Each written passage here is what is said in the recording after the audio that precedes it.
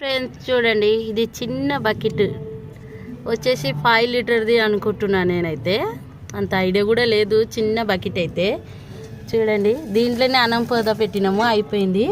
ఇది చూడండి, టమాటా ఎంత పెద్ద పెద్దగా ఉన్నాయో. ఒకటి మక్కినాయి, మేము తీసుకున్నాము నిన్ననే, ఇంకా మక్కడానికి అయితే అయింది. ఈ 4 మక్కేదాకా చూస్తున్నాం, మక్కినాక ఇక తెంపేస్తా.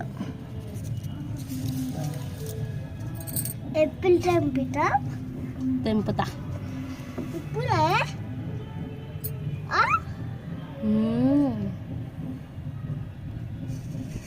దీంట్లోనే సోంపు. ఇది సోంపు ఇది మేము వేయలేము, అది ఎట్లనో వచ్చేసిందిగా.